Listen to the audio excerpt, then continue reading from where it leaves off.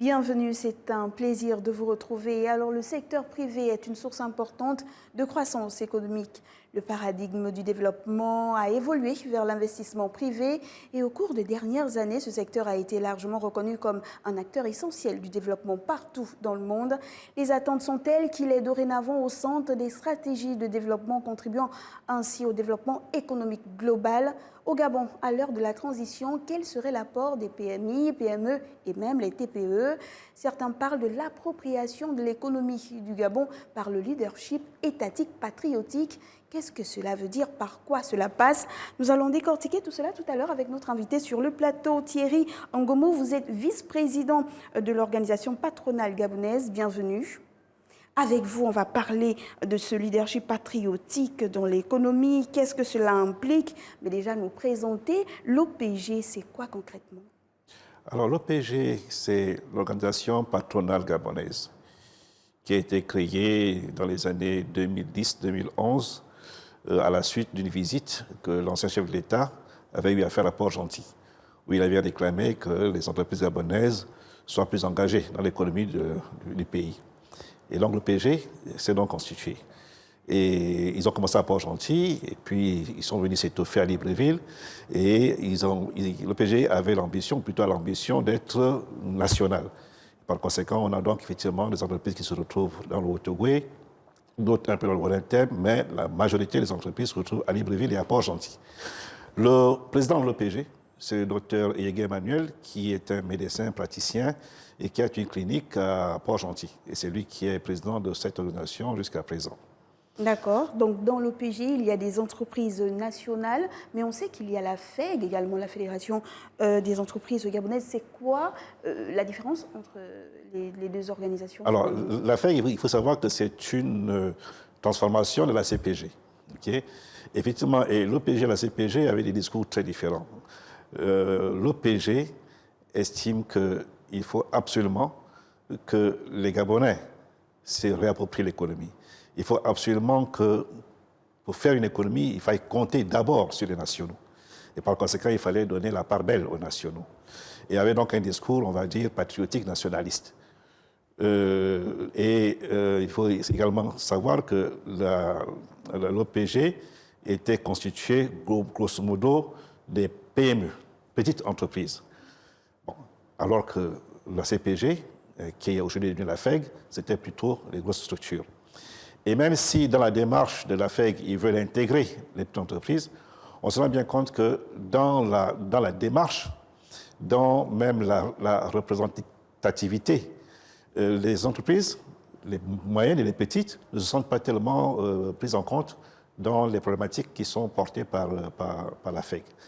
Ce qui fait qu'à l'issue du discours du président de la transition le 31 août, qui a parlé de patriotisme économique, l'OPG a donc eu l'idée de convoquer, d'inviter, de convier les entrepreneurs gabonais pour constituer une large plateforme d'entrepreneurs gabonais. Nous allons parler de ce dynamisme boosté par la sortie de l'actuel président gabonais, le président de la transition. Mais avant cela, l'OPG, c'était quoi l'essentiel de vos activités? Concrètement, on sait par exemple qu'avant la pandémie de la Covid-19, vous étiez à plus de 300, vous nous disiez hors caméra, 300 entreprises. Après la Covid, il y a eu une chute. Quelles étaient, concrètement, comment est-ce que vous avez vécu cette période et quelles sont l'essentiel des activités que vous menez pour faire vivre cette organisation? Alors, c'est une organisation patronale, donc qui a pour but effectivement de défendre les intérêts de ses membres et qui a pour but de faire en sorte que tous ses membres puissent évoluer de manière fiable, de manière concrète. Et donc, effectivement, il y a là-dessus le fait que nous devons être conseil de gouvernement, nous devons également être conseil de nos propres membres et même de faire la police entre nous pour éviter qu'il y ait des personnes, des entrepreneurs qui ne seraient pas très intègres ou très honnêtes. Ça pourrait causer des problèmes à tous les autres. Donc, ça a d'abord été ça, notre problématique. Et puis, il y a eu la Covid qui est arrivée avec, vous vous souvenez, 1 an ou 2 ans de couvre-feu, où le Port-Gentil, où il y avait quand même une activité économique, s'est retrouvée complètement désagrégée. Et on n'a pas vu effectivement là-dessus quels sont les moyens que l'État a pu mettre en œuvre pour essayer d'accompagner ces entreprises qui ont été mises en déroute, en banqueroute à cause de cette situation-là. Malgré tout ce qui avait été annoncé, je peux vous dire que nous n'avons pas vu l'effet positif de toutes les mesures qui auraient été prises pour les entreprises. Donc aujourd'hui, nous sommes toujours dans la même lancée, c'est-à-dire on veut défendre l'entrepreneur gabonais. On veut faire en sorte que toutes les organisations qui existent, tous les organismes administratifs qui existent pour soutenir l'entreprise gabonaise puissent effectivement fonctionner correctement. Ce qu'on constate, c'est que ces entreprises-là, enfin, ces organes administratifs-là ne fonctionnent pas correctement. La preuve, une preuve parmi tant d'autres, la situation de la Chambre de commerce, par exemple. La Chambre de commerce est une institution qui est censée réunir effectivement toutes les entreprises gabonaises et leur permettre d'être écoutées par les gouvernements et par tous les autres partenaires au développement qui arrive. Aujourd'hui, la Chambre de commerce, comme vous le savez, elle ne fonctionne pas, s'il faut le dire très clairement, elle ne fonctionne pas. La chance que nous avons, c'est qu'il y a une équipe à l'intérieur qui est menée par une directrice générale qui essaye encore d'exister. De quoi a besoin l'entreprise gabonaise aujourd'hui? Alors, vous savez que nous avons un pays qui est le client principal sur le plan économique, le Gabon. Okay? Le Gabon, c'est l'État qui est le client principal, le fournisseur principal de toutes les entreprises. Parce que justement, nous sommes un pays rentier. On a le bois, on a le manganèse, on a l'uranium, le pétrole. Tout ça, ça fait de nous un pays rentier. Et donc, c'est à partir de cet argent que l'on peut effectivement redistribuer à toute l'activité économique. Qu'est-ce qui peut faire en sorte que, de quoi a besoin l'entreprise gabonaise? Il faut pouvoir avoir accès au financement. C'est quelque chose que l'on dit depuis maintenant une trentaine, quarantaine d'années. Il faut qu'on puisse entrer, qu'on puisse avoir accès au financement. Pour avoir accès au financement, vous avez besoin de banques. Mais on n'a besoin pas de banques commerciales comme il y en a ici, on a besoin de banques de développement, des banques d'investissement. Les banques qu'il y a ici sont des banques commerciales. Donc, elles ne sont pas là pour soutenir le développement, elles sont là pour se faire de l'argent. Donc, elles ne sont pas dans la même dynamique. Donc, on a besoin de ça. On a également besoin que les entreprises puissent accéder au marché public. Comme je vous ai dit, l'État est le principal pourvoyeur de marché public. Si les entreprises peuvent avoir accès au financement, de manière à pouvoir financer leurs activités, si les entreprises peuvent avoir accès au marché public, de manière à gagner assez d'argent pour évoluer encore plus, c'est déjà une très bonne chose. Ensuite, de quoi a besoin l'entreprise? A besoin effectivement de formation. C'est essentiel qu'un entrepreneur soit formé. Moi, je suis architecte, j'ai un bureau d'études, je n'ai pas été formé à la gestion d'une entreprise, j'ai été formé à faire des plans, à faire des études architecturales, à contrôler des travaux.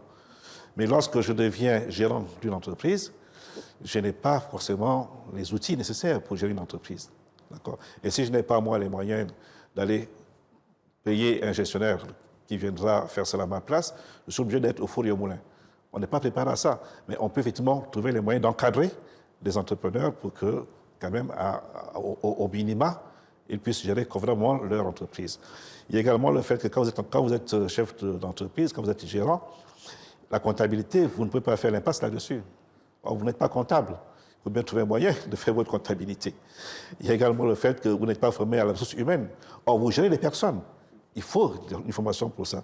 Donc, l'entrepreneur gabonais a également besoin d'avoir tout un environnement qui puisse l'accompagner dans toutes les charges, dans toutes les exigences qui sont demandées aux entreprises. Donc, créer un environnement favorable pour soutenir les entreprises gabonaises et leur permettre un véritable épanouissement. Et là, les autorités parlent de nationaliser l'économie et vous voulez vous approprier le leadership patriotique. Concrètement, ça veut dire quoi? On passe par quoi pour mettre en place ou alors s'approprier ce leadership patriotique-là? Alors là, c'est fondamental. C'est vraiment le cœur même de notre dynamique aujourd'hui qu'on a créée à l'issue de la réunion du 23 septembre. L'idéologie que nous avons au niveau de la FNEG, la Fédération nationale des entrepreneurs gabonais, c'est aboutir à une souveraineté économique. Une souveraineté économique. Pour aboutir à cela, il faut effectivement que les nationaux s'approprient leur économie, se réapproprient leur économie. Et pour arriver à cette réappropriation, mais il faut passer par le patriotisme économique. Donc tout cela, ça se suit de manière très logique. Et nous, nous disons qu'aujourd'hui, quand vous observez l'économie de notre pays, vous vous rendez bien compte que cette économie n'est pas aux mains des Gabonais. Cette économie est bien entendu aux mains des intérêts étrangers, pour ne pas dire aux mains essentielles des étrangers. Que ce soit sur le plan de la macroéconomie, que ce soit sur le plan de la microéconomie, c'est un constat que vous faites. Les Gabonais sont essentiellement absents.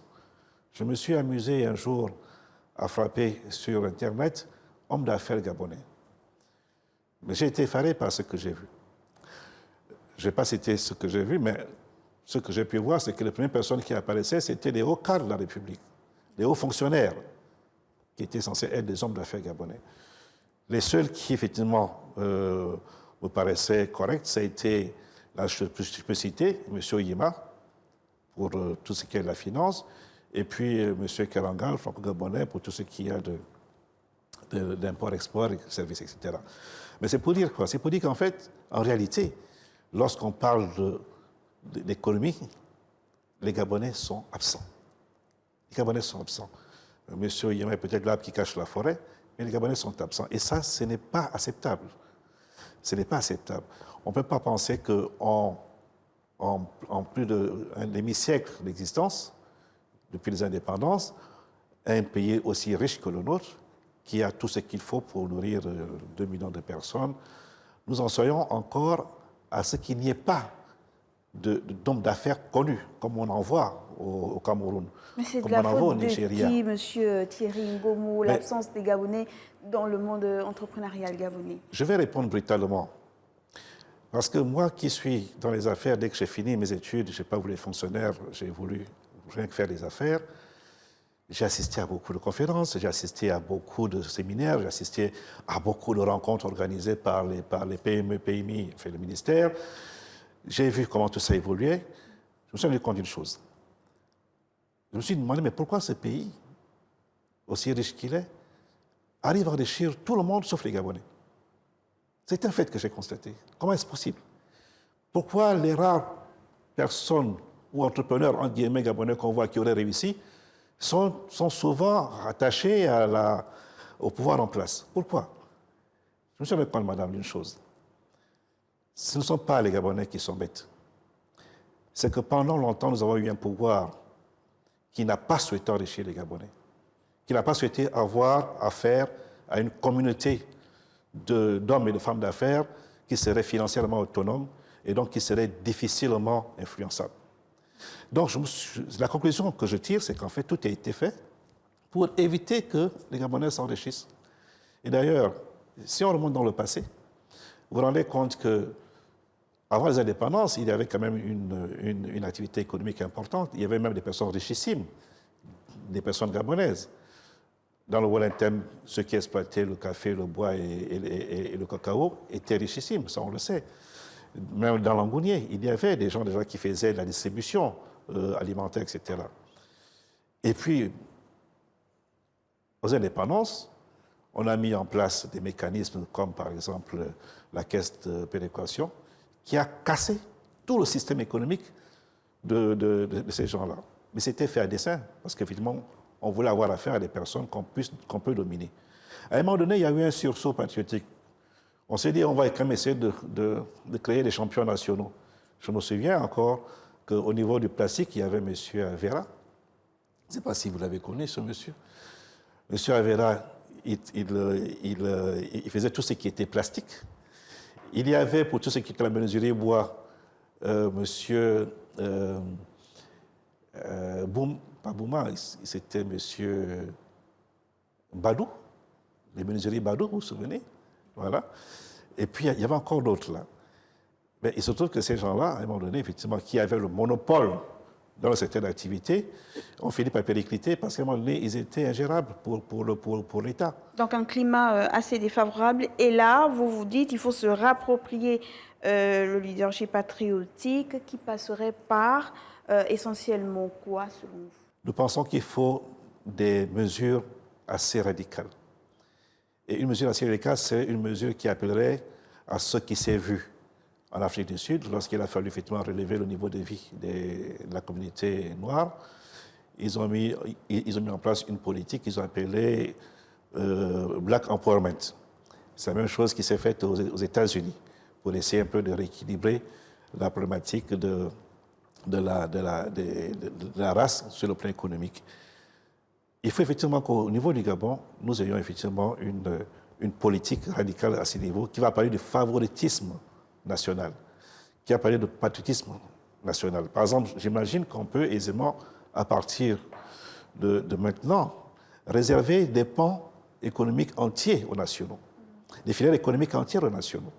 Beaucoup parlent du transport urbain. Pourquoi le transport urbain, effectivement, on ne voit que il n'y a pas assez de Gabonais. On pourrait également réserver cela, effectivement, principalement à des Gabonais. La pêche, par exemple. La pêche, quand vous allez voir quelles sont les communautés qui font la pêche, ce sont des communautés étrangères. Elles sont ghanéennes, nigérianes, togolaises, béninoises, etc.